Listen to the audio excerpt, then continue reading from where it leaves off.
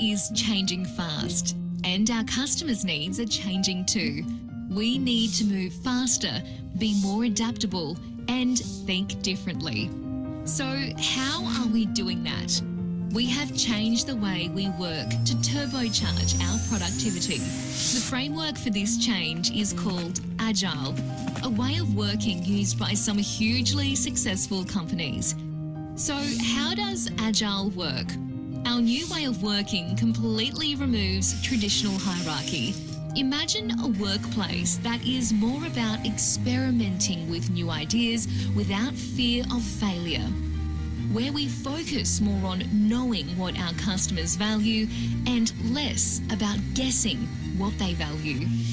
What if we were able to use that information to quickly launch new products and services? So how are we working in new ways? We have organised all support office team members into specific groups. We have 4 tribes that focus on customers, products, channels, and technology. These tribes are made up of squads. Each tribe has a tribe leader who sets the priorities for their tribe. Tribes also have agile coaches who provide advice and support on our new ways of working. Squads are collaborative teams of approximately 8 people with cross-functional expertise in areas such as brand, data insights, and IT.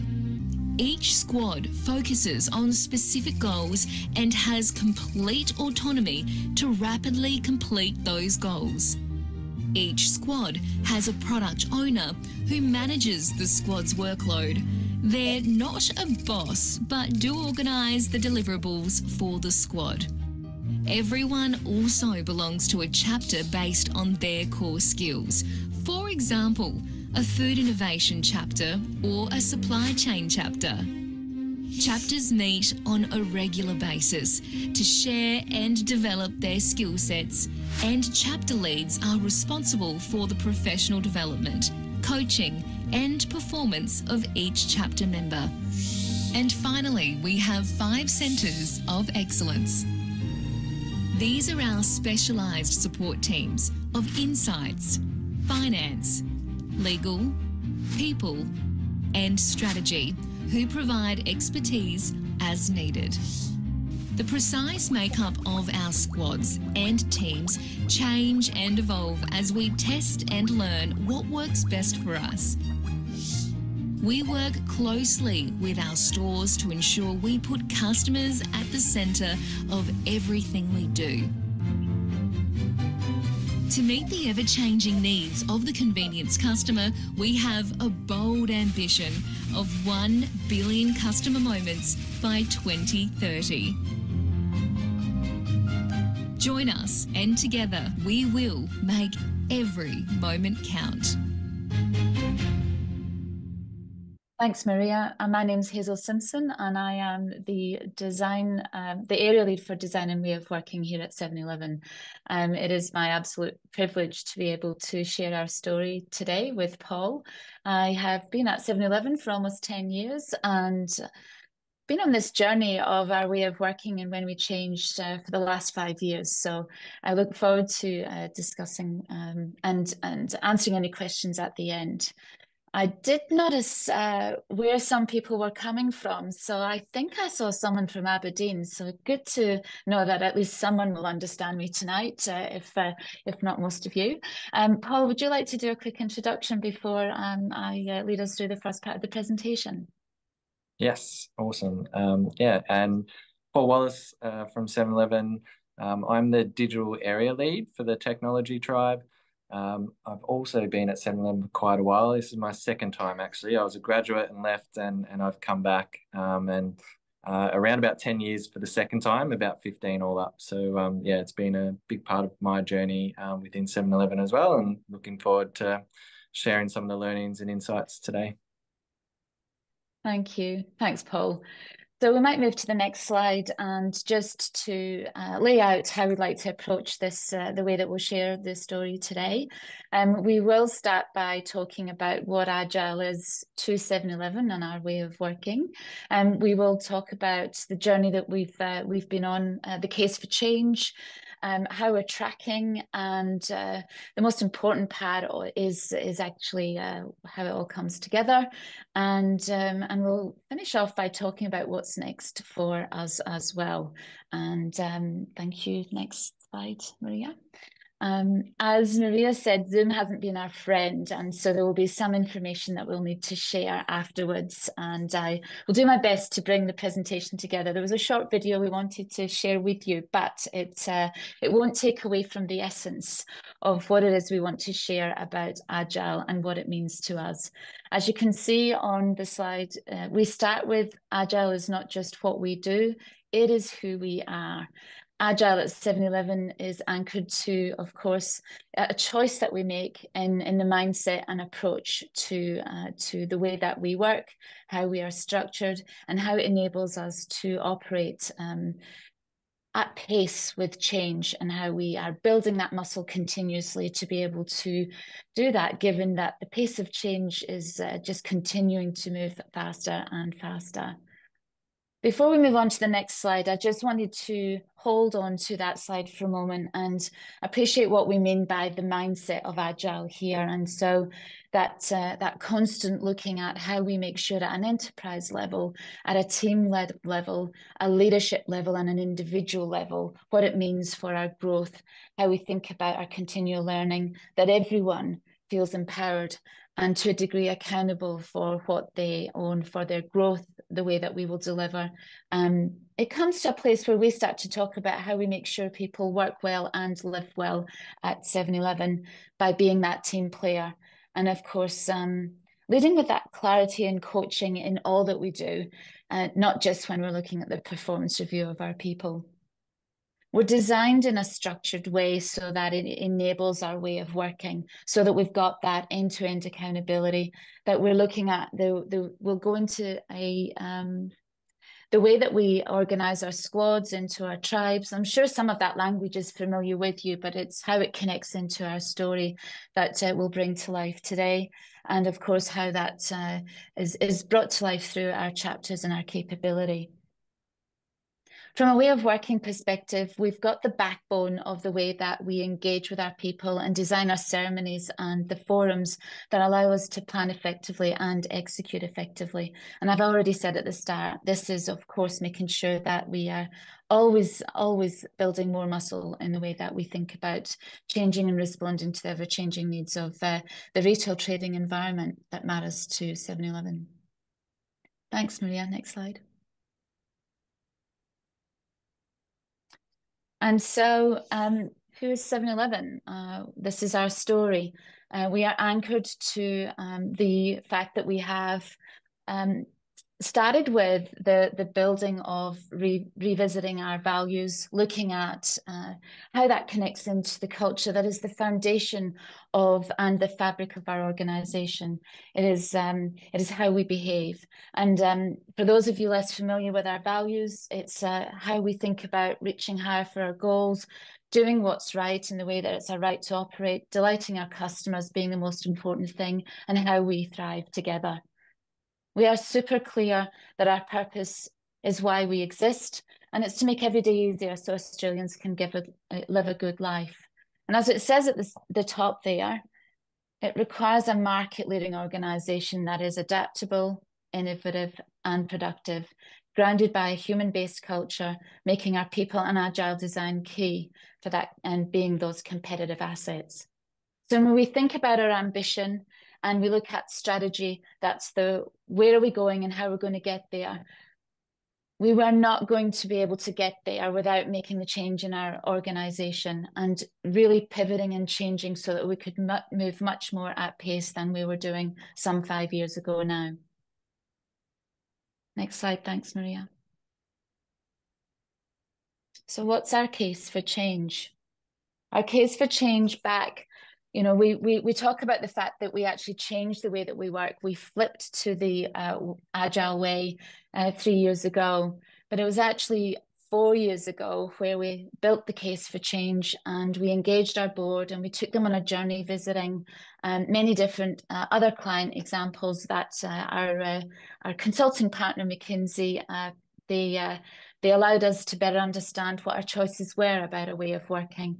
And so after somewhat 6 months of making sure that we did a current state assessment on how we were organised and working, we did an organisation design assessment, we interviewed a huge number of employees across our whole network, not just in our support office, including our franchisees and our store leaders.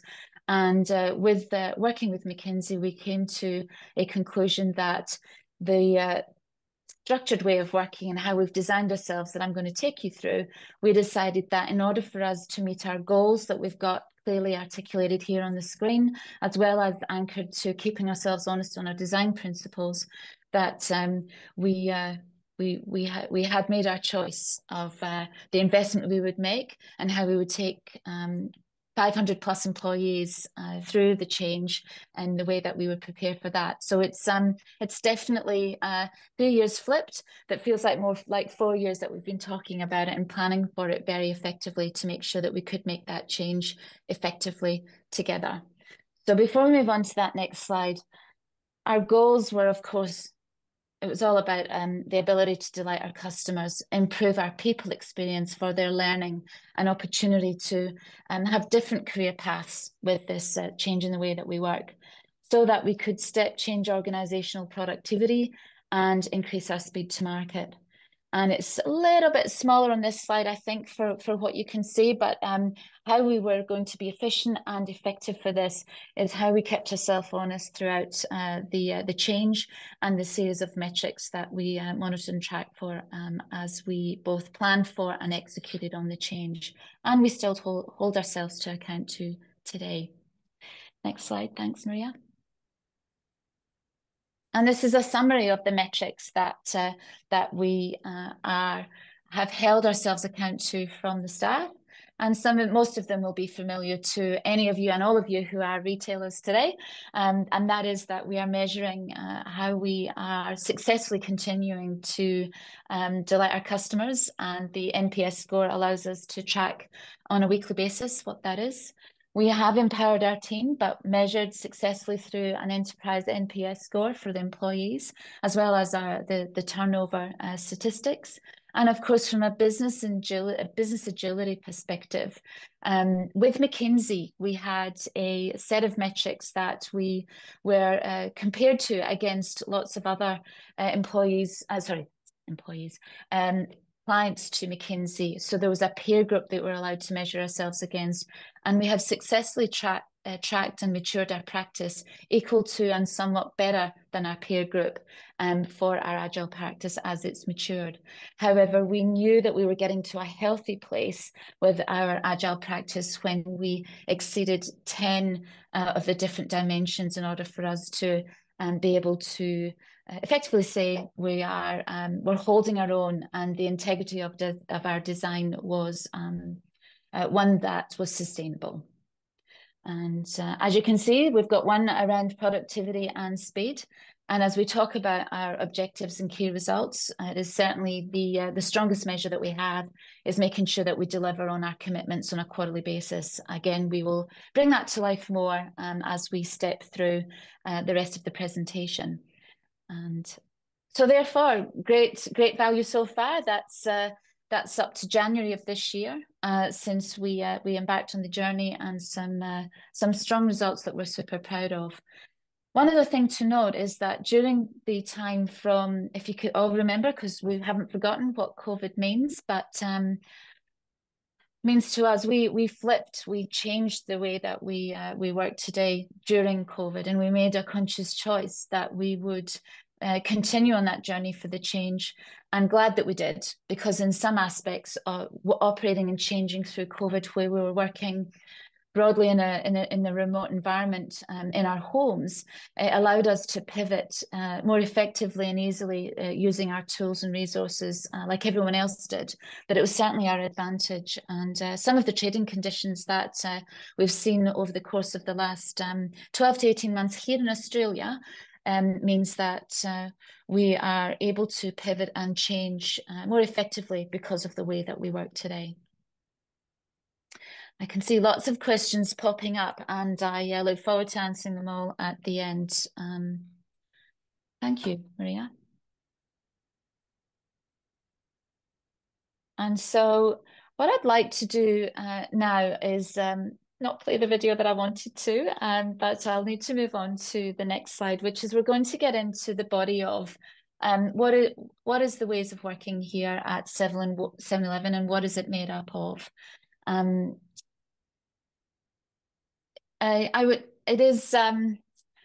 It's not a very kind slide for effectively bringing this to life. So Maria, I might get you to move on to the next slide just so that it has some more meaning and connectivity.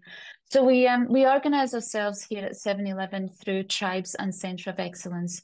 In order for us to truly deliver, it is important that we have areas in our business that are centered around a mission, that they have their ability to have the right budget set and their KPIs set, especially for the commercial delivery areas of our business, which are set and anchored to customer, our product area, our channel to stores area, and our technology area. And as you can see, the Centre of Excellence here at 7-Eleven is based around those enabling functions that flow to work in our business where required. And those are the insights, strategy, people, finance, and legal areas, all of which make up, the value chain and would be familiar with most retail businesses that have those make up one way or another in a retail environment. Thanks, Maria. The next slide. In order for us to effectively have the right capability set up across our organization, this is an example of our chapters where we have each chapter represents a craft that is required in order for us to deliver across the enterprise. And how we've designed it and shown it here is that we have our crafting capability that are more focused on the commercial side of our business.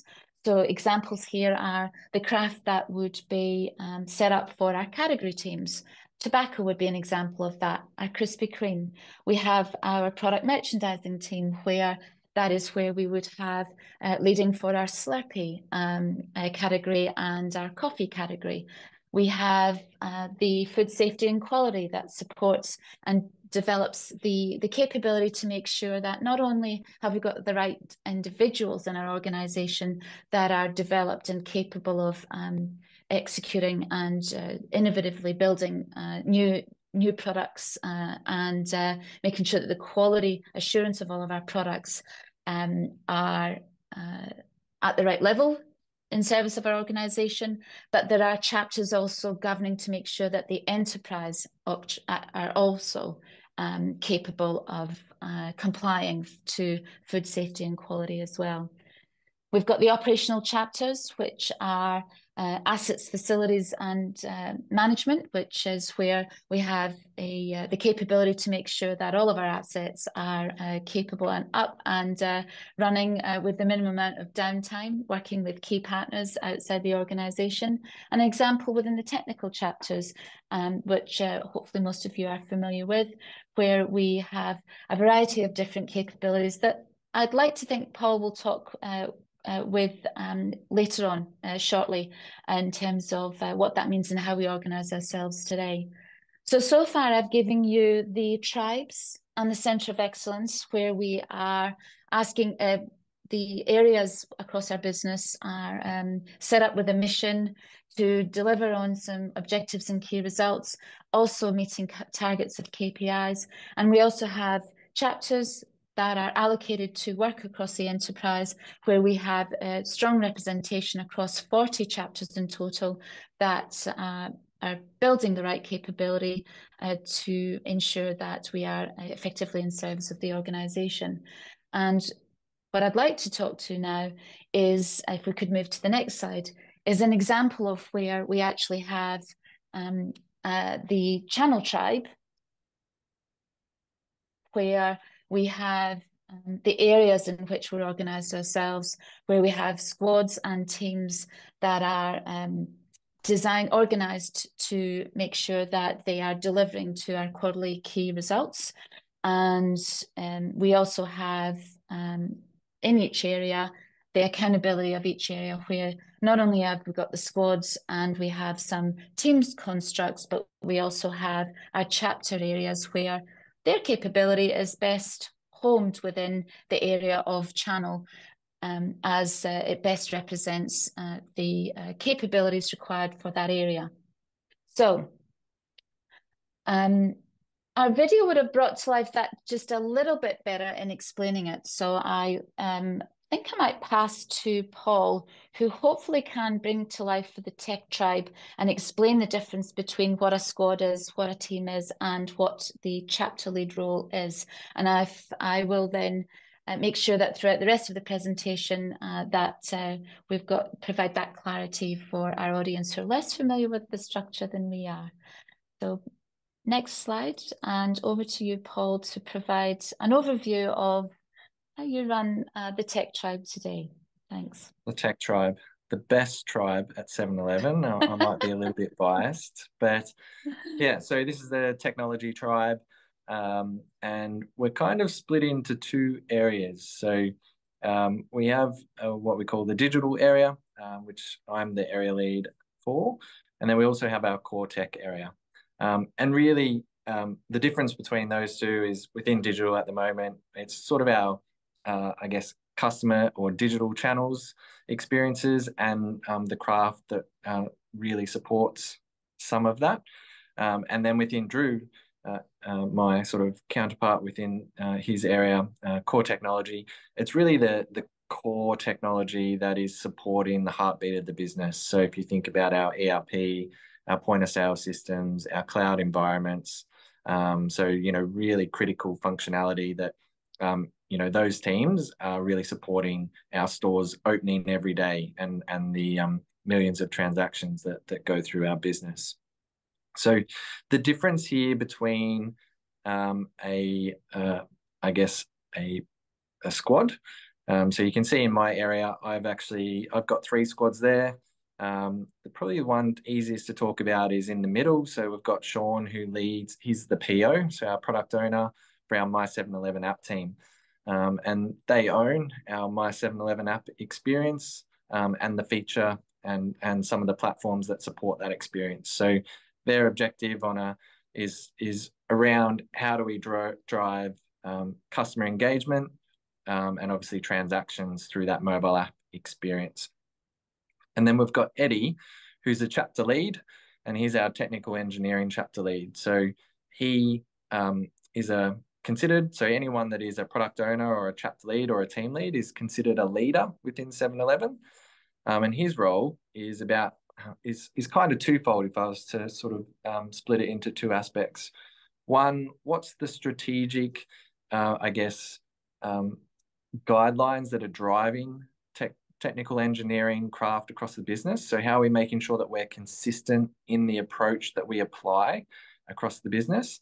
But also, he's the people leader for anyone that is in that chapter. So they might sit within a squad, but actually their team or people leader is Eddie as a chapter lead. So he's there to help them.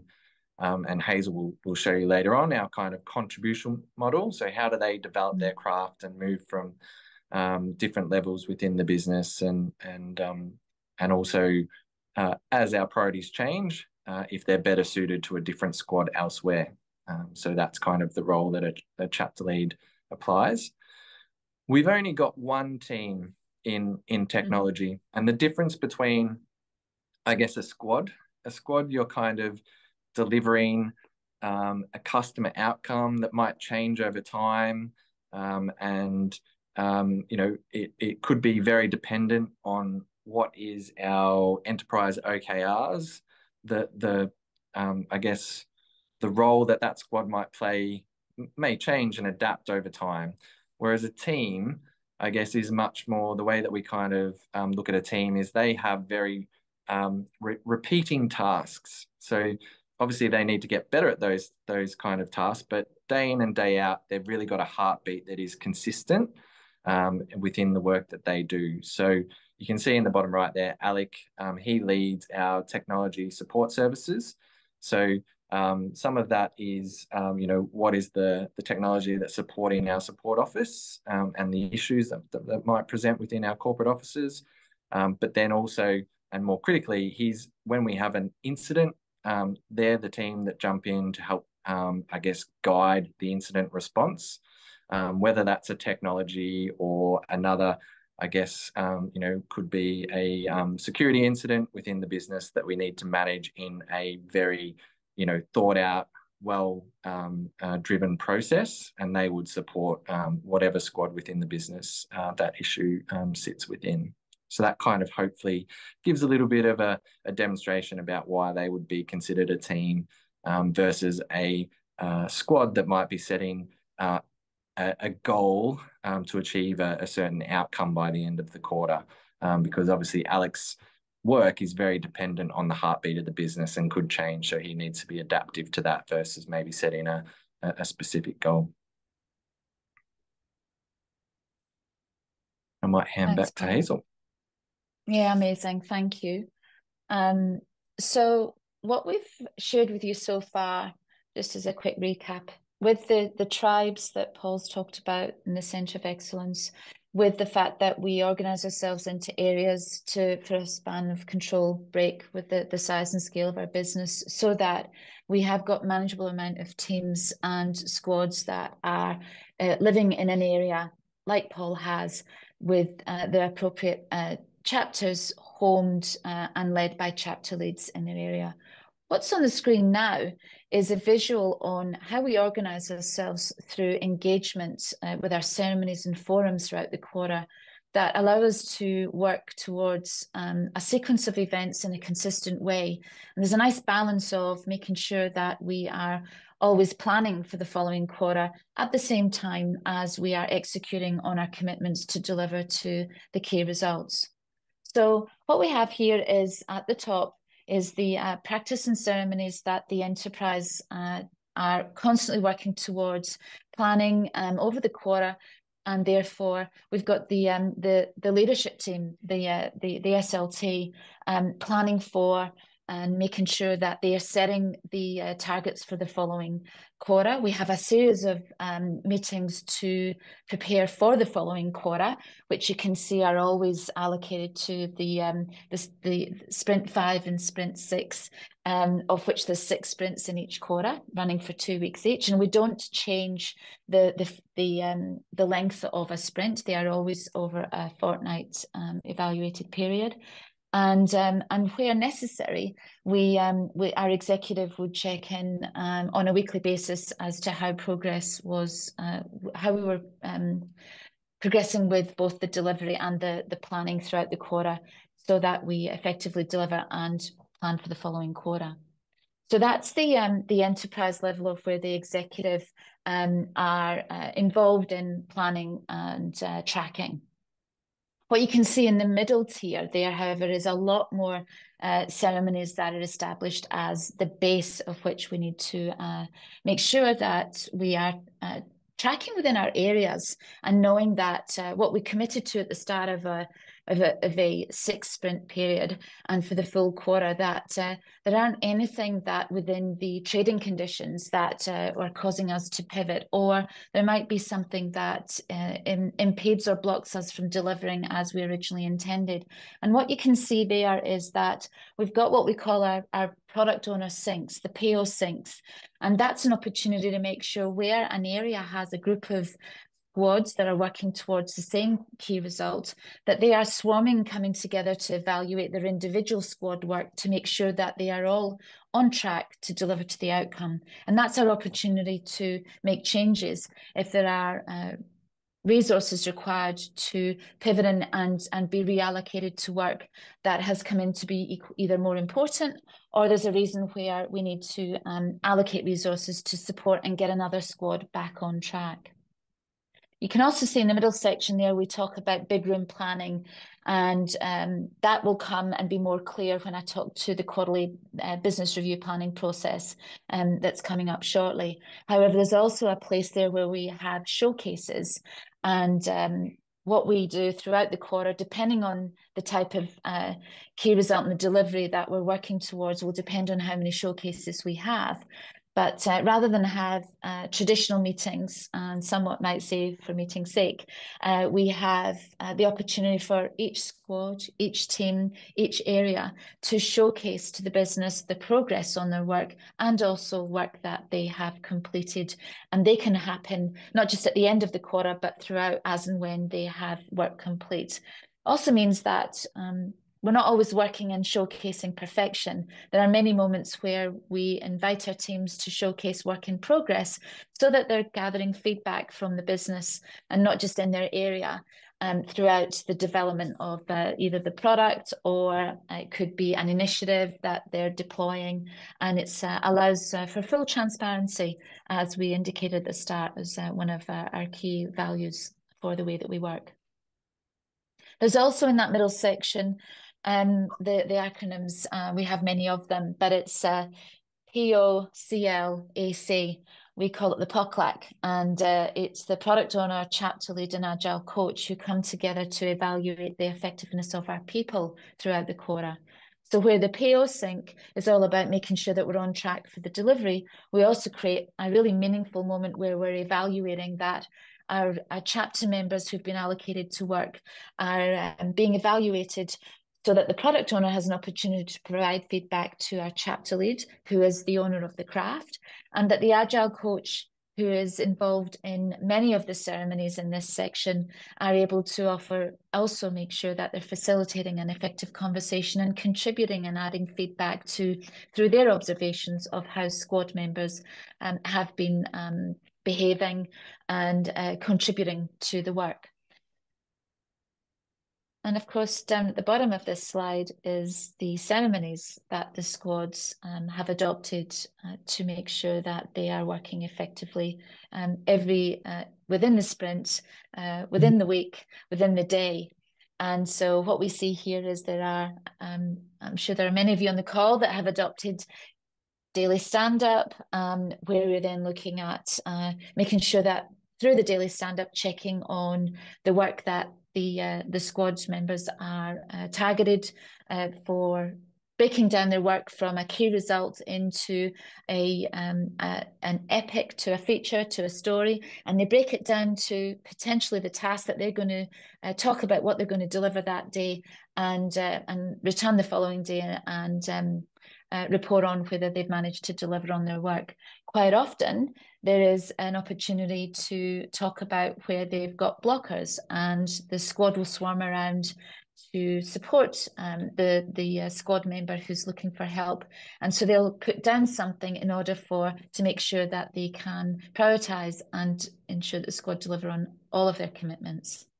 There's also what we call the backlog refinement, where on occasion, squads are working faster than was originally planned in their work, and therefore there's an opportunity to continue to look at what's in the backlog and pull out the next deliverable that needs to be the next initiative that needs to be worked on. And so they're constantly prioritising and looking at, as a squad, as a team, on what that delivery needs to be. Like I said at the start, the squads are constantly looking at what they've got to deliver to, and also they are looking at what they need to plan for the following sprint. There's also a point there where we talk about our retrospectives, and we more commonly known as retros for ourselves. And what the agile coaches do is that they take time at the end of a sprint for the squads to review how they've worked together for that sprint, evaluate the work that they've delivered. So again, it's coming to a place of how well have they worked together, but also have we lived our values collectively as well, and behaved and operated, choosing that right mindset and giving feedback in a really constructive, objective way. And so what they do with those retros is take some key learnings and take some actions into the following sprint to make sure that they're constantly looking at how they can work better together throughout each sprint. I might say, though, that over the time that we've been working together in an agile way, there have been occasions where a squad don't need to do retros at the end of every sprint and choose a better cadence of retroing at the end of every month. And as we get to talking about tracking for team health, we'll talk about the quarterly check-in as well. That was quite a lot to get through there, but it's really important that not only is the planning for the way that we work, but how we organize ourselves to get the most out of constantly monitoring and checking and on our deliverables that we're on track, and also that it informs the way that we plan for the following quarter as well. Next slide, thanks, Maria. So Paul has already mentioned that I would come back to the people model that enables our chapter leads to effectively assess our people and make sure that we are developing our team members in order so that we've got the right capability and the right capacity to allocate our resources across the enterprise at any given time. And so therefore, we have changed the way in which we pay our people. And when we flipped to a new way of working, we also changed the way in which all of our employees have been allocated to craft. And also, we don't have position descriptions anymore. We have allocated our people to effectively being assessed to the contribution level in the organization that aligns nicely to the pay point that is relevant to their capability. And so we simply allocate all of our people to capable, skilled, expert, master, or guru across the enterprise. And therefore, what we've heard a lot about is the chapters that everyone is aligned to. But in addition to your craft, and we talked about the category team, for example, someone who has been recruited into our business to make sure that they are the owner of all of our tobacco as a category. We would make sure that for the level and the importance of anyone who is a category manager, we would assess the contribution and the complexity to a particular role and assess where they would sit on the contribution model. But we also assess everyone and set expectation on the behaviours and the skills attributed to everyone's leadership capabilities as well as their business acumen. And so it is a really good, healthy way to get balance on not only what people need to do to deliver on their work, but recognizing they have the right tools and business acumen to apply and support and enable their craft, and that how they go about it from leadership of self or leadership of others is also assessed by the chapter lead. And when we think about a chapter lead and their time that they spend working with their chapter members, they're the governance of the craft that Paul mentioned to make sure that they have got all the right the skills, all the right policies to follow, the procedures to follow. And so we call that good governance of the craft. But it's also making sure that we're identifying any risks through the way that we deliver on our craft throughout the organisation and looking at the ways that we can continuously improve the delivery of our craft.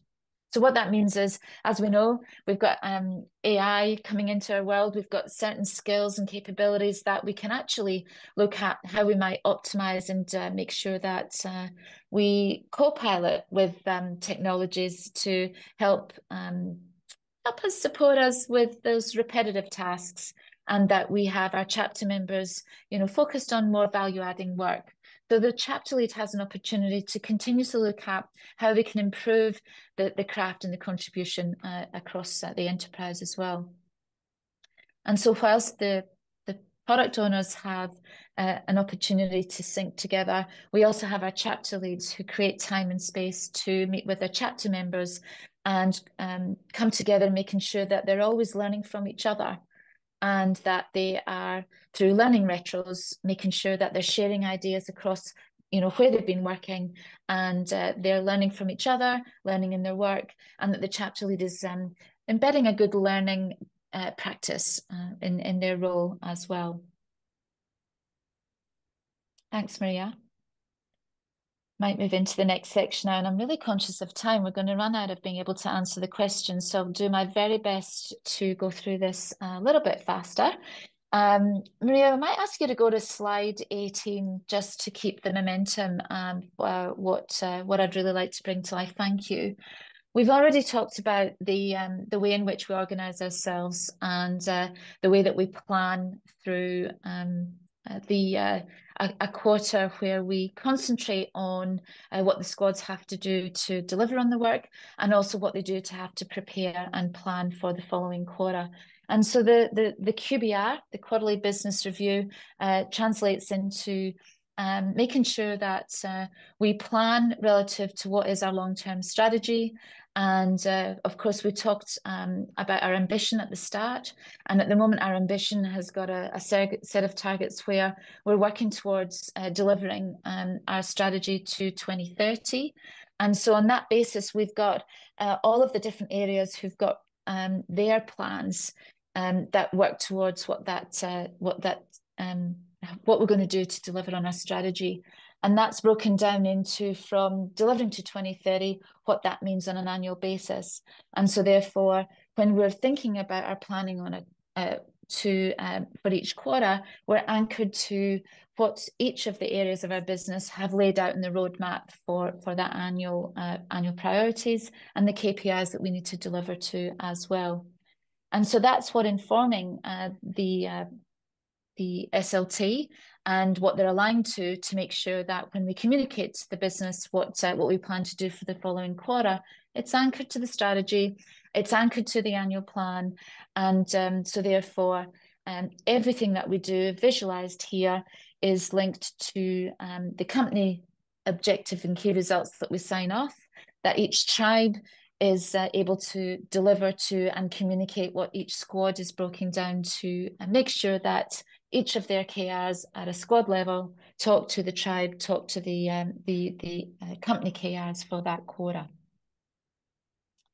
When we think about what does that mean, as well as delivering to the work, I might get you to move to the following slide, Maria, thank you.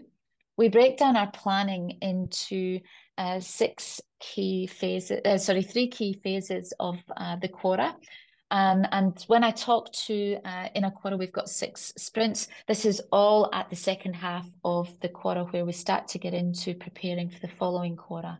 As you can see here, we've got a pre-planning phase. We've got a phase where we invite the squads and the teams to be clear on what the company key results are. And so therefore we've got the executives agreeing on what the priorities are. We then go into what we call big room planning, where all of the tribes and the squads are swarming around what they need to do to plan for the following quarter, so that they are really clear on the resources that they are going to need to deliver on the following quarter. So we've got the planning phase in the light green, the memo phase, and then the finalization phase. And throughout the whole time of a 3-phase period, we are constantly looking at assessing whether we have the resources through demand and supply across the business for the capabilities that we need to make sure that we are not overcommitting and overpromising on what we might set up for the following quarter. And there are occasions when we get to what you can see there as 3.2 for marketplace, we get to the forum whereby it is the tension in the system where we've got different areas potentially one might say competing for the same resources that sometimes are scarce or in high demand. And it does create an opportunity for us to effectively assess whether we are being realistic about all that we're trying to achieve in a quarter. And so by the time we get to our executive finalization meeting, we are asking for potentially some resources that are short-term contract, or we're making a good conscious decision to stop work that's planned so that we can prioritize something that's more important to the business. More important because we need to deliver on our budget for that year, or more important, because we actually need to look at our strategic long-term plan. And if we don't get something started, we know that we won't deliver and enable other work. For example, that might be if we don't have the effective supply chain in place, we can't create opportunity for food growth in our sales, would be one that we would have dealt with 2 years ago as tension in the system. I might, if we could go to slide 21, Paul, and I might get you to bring to life what that means in your space, in reality for the tech tribe when they go through the planning phase. Yeah, can do. And I saw there was some question around what is the memo phase. So, Yeah. on the left here, we've got Angus, our CEO, sends out a memo at the start of the QBR process, which is just to add a little bit more color and context to what are our current challenges, what do we need to overcome, and what should we really be focusing on to deliver great customer outcomes. So that at the top, when everyone sees our company OKRs, which are a little bit more brief, right? So there's an example there, which is in our sort of value stream of brand and advocacy to be first choice in convenience. It's around achieve a digital scan rate of 20% through certain activities. So Angus's memo just gives a little bit more context to why we're focusing in the areas that we are. Post those enterprise OKRs, all the tribes and COEs would set about looking at, well, what are our objectives and key results that we need to set for the quarter to help achieve that outcome. So from that 20% transaction scan rate, there's an example there that we've looked at. We're needing to release new offer-related capabilities by a certain date to help achieve that. And then underneath our squads within, so you heard me talk about the My 7-Eleven app team.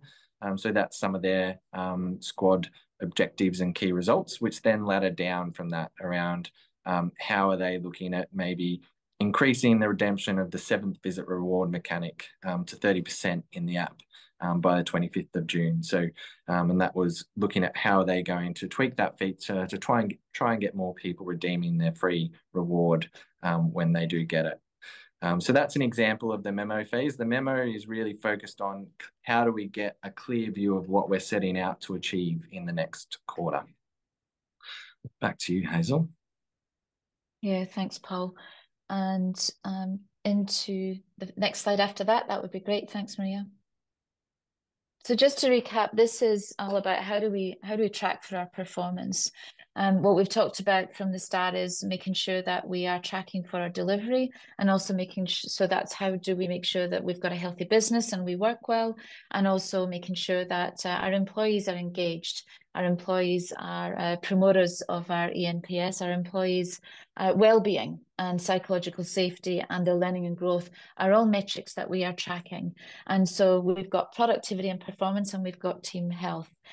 Next slide, Maria. Thank you. Well, the first thing that we look at a quarterly basis is did we or did we not deliver on those key results that we set ourselves out to do? And I think at the start, I highlighted that in January, when we're looking at the prior quarter, we had a 63% achievement rate. And I think the highest we've ever gotten to is 80%.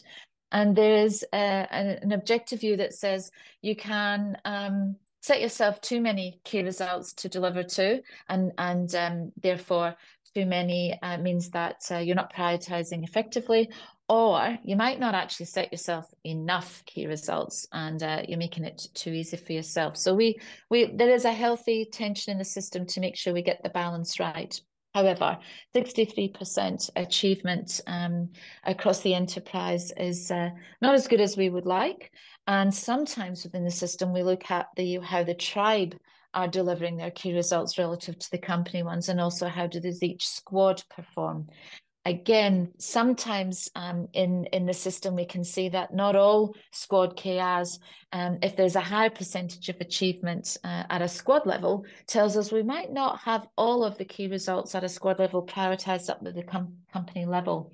And sometimes that works because we have squads that are focused on being compliant and the right to operate. And it's important that we deliver against key results that are not always linked to the company key result, but it allows us to effectively evaluate where there might be opportunities to be even more productive and effective. We also have learned over time that we need to understand what were the reasons for not achieving our key results. And some key results are because of macroeconomic conditions that are out of our control. But quite a lot of the time, it's because we just didn't plan well enough. And sometimes we didn't have the resources available that we said we would in time to deliver. I'm sure that is familiar with any traditional way of working in another organisation, but this allows this to be extremely transparent and holding our teams to account and learn from, so that for the following quarter, we don't necessarily make the same mistake twice. Next slide, thank you, Maria. Which actually is just a representation of what I said earlier about measuring where we get the right balance of the number of key results that we set ourselves up to achieve. And if there's too many, then that percentage of achievement, there's a tipping point, and that's relative to the company tribe and squad deliverables as well. Thanks, Maria. Next slide. I actually can't believe how long we've been talking. I thought we'd create more time for questions at the end. What we also wanted to make sure is that whilst key results are there to make sure that we are constantly delivering on work to meet our KPIs, or we've chosen specific key results in order to change and improve our KPIs. So we have both our key result delivery also side by side with where we are at with our KPIs. And this would be an example of a quarter where you can see not everything is green. And this is something that is transparent and visible to our employees across the organisation on a week-to-week basis, as well as how we evaluate everything collectively and where there's correlation at the end of the quarter. So that's the business performance side and how we are delivering. What is the representation here is all the elements, the key people and performance metrics that we consider when we're looking at the health of our teams, health of our squad, and health of our tribe and areas. So listed down the left-hand side there are all the elements that allow the teams to effectively measure both the delivery and team health check. And Paul, I might get you to bring to life what that means in the tech tribe for when you're looking at both delivery and people performance. Thanks. Yeah, so I guess we obviously have our employee net promoter score. If you just go to the next slide, Maria. Each sprint, which gives us a really good measurement on how our employees are feeling and feedback. So you can see that at the bottom right. But every quarter we do a team health check. So all the technology squads you can see there in the middle, where they individually do a health check with the agile coach. And I know someone asked around site safety. It's where a lot of those insights come up. And it helps us sort of ladder it up and understand how are we working, what continuous improvement do we need to do in the next quarter, and what do we need to focus on to get better.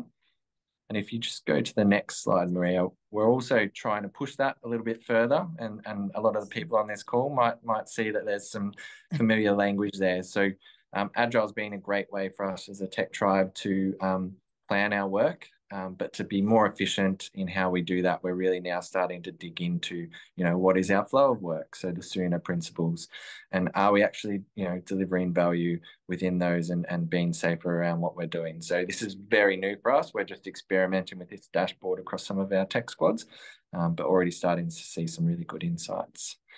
And if you just click onto the next one, Maria, we've got one more slide that Hazel will finish off on. Yeah, so what's it time for now? Where are we at? What have we got ahead? From many of you may or may not know that 7-Eleven in Australia are now under new ownership, and we are part of our 7-Eleven International entity, which is owned by both the Japanese and the US, but effectively we're now part of the whole international family. And so with new ownership creates the opportunity for us to make sure that we share the way that we work and the integrity of our design is upheld and sustained, not only so that we can share the way that we work and our new owners understand it and integrate into our way of working, but also that we do have change ahead, and it likely means that we have not only our ambition to deliver to 2030, but there's also an opportunity where we need to look at what 7-Eleven International New Owners want to be our growth pillars, our growth strategy. So I would imagine that the way that we work and how we look at our structure will need to evolve. And it's my job with the Agile coaches to make sure that we continue to maintain a sustainable environment. And as you saw, all of those metrics allow us to track and monitor the effectiveness as we go. So the design integrity and a seamless integration is our focus. We have a people strategy that we are clear in order for our way of working to continue to evolve, thinking about artificial intelligence and the role that plays in making sure that we can continue to be that our productivity and our efficiency and effectiveness sees through the changes that we make. Looking at how we unlock capability and the way that we will evolve our business agility is critical so that we continue to perform in an optimized way and making sure that we still deliver on the fundamentals of the way that we work. I put prioritize because in this way of working, we are constantly trying to do more than we can realistically deliver. And that's a great thing because we have an appetite and an energy to go as fast as we can and deliver in as much to deliver on our ambition. But sometimes we overcommit, and so we are constantly forever in the pursuit of getting the right balance of what we prioritize for and make sure that we can deliver on a quota and that we have the right resources with the right capability in order to deliver on that. So that's about good housekeeping, and that never changes. Even though we've been on the journey all this time, those things still stay true. Thank you for listening, and I look forward to hopefully being able to answer any questions in the short time we have left. Amazing. Thank you, Hazel and Paul. We have ticked on 6 o'clock. Are you both okay to hang on for another 5-10 minutes to have a little bit more chat for those that can? Yep. Yeah, absolutely. Just not able to see the questions so clearly on my phone, Maria. Sorry. So I'll be guided by what you think's best. Yeah, absolutely. I'm just, as I've been in presentation mode, I'm just looking through them now. So let me pick up a good one here. We've got one from Thomas, and I might just read it out, Thomas, just for sake of time. How much agency do the chapters have over what's inside them? Can they redefine them? Are they more like stewards of the value streams? No, they're not. They're not stewards of the value streams. They are definitely the owners of the craft, and they are absolutely got a budget they are working and operating within. However, the best way to say is that we have an enterprise capability plan that allows us to look forward to the shape of the capabilities we're constantly need to invest in, those chapters and crafts that are emerging. And so when we set the budget at the start of the year, we are clear on where there are chapters that must and have to have constant investment in them, and there are those that we need to hold and maintain. And then within each chapter, we are looking at a chapter lead's accountable to make sure that they are looking to where they can build and develop the capability within their chapter. There are those that are looking where they need to boost through contract or short-term investments. And then there are sometimes there's bots as well, if you think about the continuous improvement there. So we are certainly looking, yes, in principle, they are the stewards of making sure that craft is in service of the business, but not so much across value streams. And I would say that that is definitely where the areas are accountable for making sure that the delivery of the value and the product sits within the squads and the areas to deliver on that. Hopefully that answers the question effectively. Thomas, if you're still there, let us know. But a follow-up to that one is, do the chapter leads spend all their time leading the chapter or in the chapter, or do they split their role with something else? Yeah, great question. And Paul touched on it slightly, but depending on, we've got a number of, the sort of optimal number of chapter members in a chapter would be 10.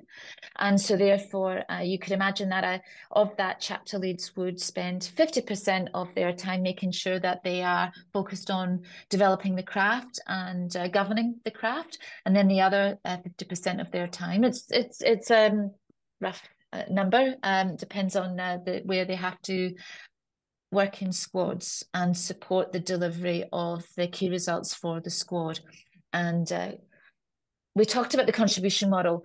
It is usual for a chapter lead to be at an expert or a master level. And so therefore, given that they are the leader of the craft, it's quite common for a chapter lead to be part of work that is more focused on strategic delivery as well. So, so yes, it's 50-50 as the sort of rule of thumb. So that they can invest in both execution, delivery, and development of their people as well. Beautiful.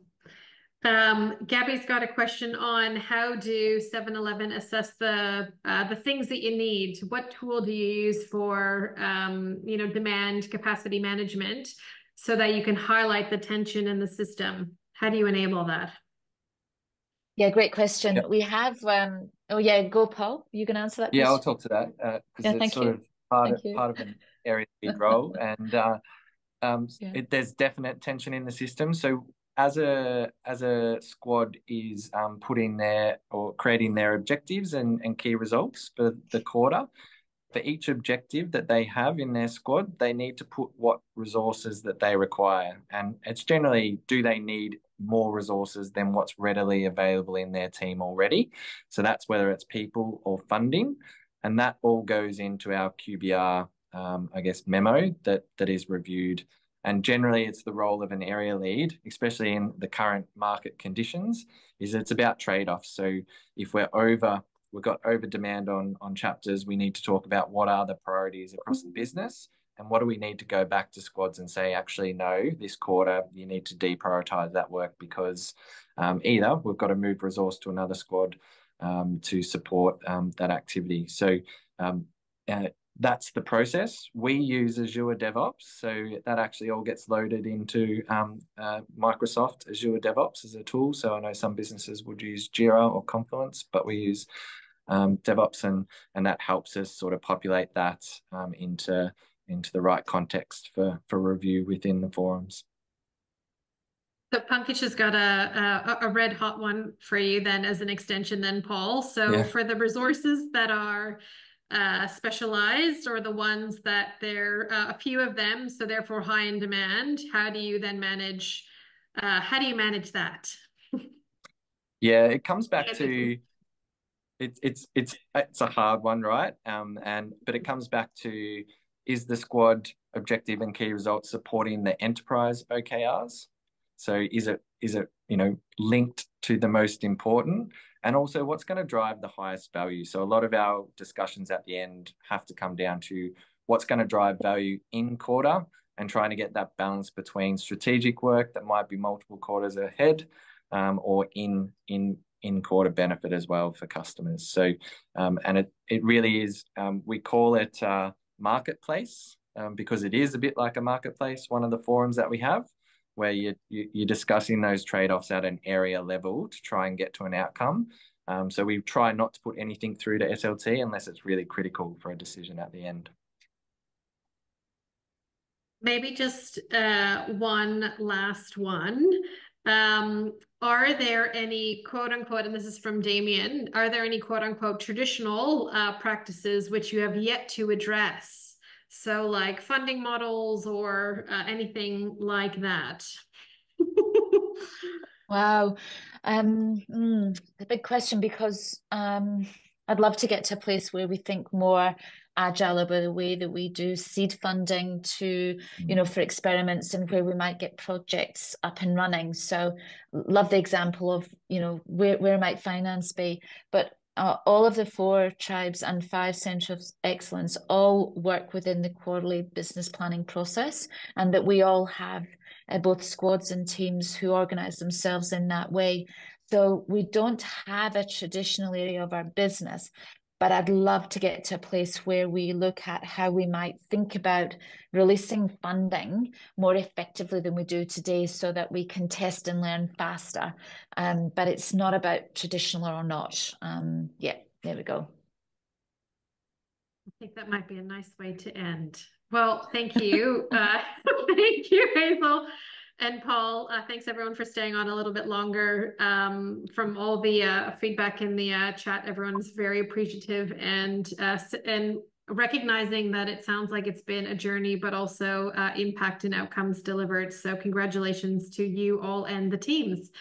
So we might leave it there then. And thanks everyone. Thanks, Maria. Thank you. Take care.